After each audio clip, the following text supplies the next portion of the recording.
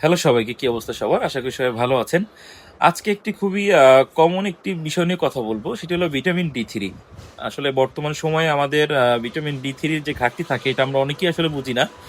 এর ভিতর সব থেকে অন্যতম বেশি সমস্যা বেশি দেখা যায়, সেটা হলো মহিলাদের, আমাদের মা বোন যারা আছে তাদের। তার কারণ তারা বাসায় থাকার কারণে আসলে সূর্যের সংস্পর্শে আসে না। এই কারণে আসলে ভিটামিন ডি থ্রির ঘাটতিটা বেশি দেখা যায়। তো চলুন ভিটামিন ডি থ্রির 5টি লক্ষণ সম্বন্ধে জেনে নেওয়া যাক। প্রথমত হলো দুর্বলতা এবং ক্লান্তি লাগা।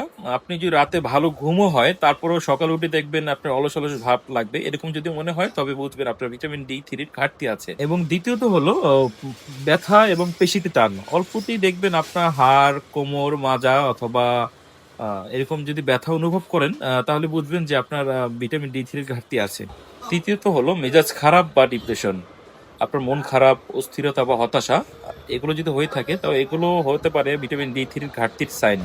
চতুর্থ হলো ইমিউনিটি দুর্বল হয়ে যাওয়া। দেখবেন আপনি বারবার জ্বরে আক্রান্ত হচ্ছেন, ঠান্ডায় আক্রান্ত হচ্ছেন এবং আপনার শরীরের অল্প কিছু কেটে গেলে ইনফেকশন হয়ে যাচ্ছে। এরকম যদি হয়ে থাকে তো বুঝবেন যে আপনার ভিটামিন ডি থ্রির অভাব আছে। পঞ্চম এবং সর্বশেষ যে লক্ষণটি দেখা যাবে সেটি হলো চুল পড়া বেড়ে যাওয়া।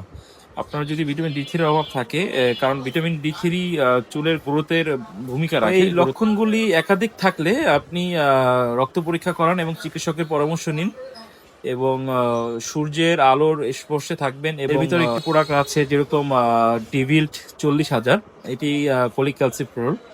এটি সপ্তাহে একটি করে আপনি 8 সপ্তাহ যদি নিয়ে থাকেন তবে এটি আসলে ভালো ফল আশা করা যায়। কিন্তু এটা অবশ্যই চিকিৎসকের পরামর্শ অনুযায়ী সেবন করতে হবে। তো আজকের ভিডিও এই পর্যন্তই। আশা করি ভালো লেগেছে এবং উপকারে এসেছে। যদি উপকার এসে থাকে তবে অবশ্যই লাইক, কমেন্ট এবং শেয়ার করবেন এবং আমার ইউটিউব চ্যানেলে সাবস্ক্রাইব করবেন।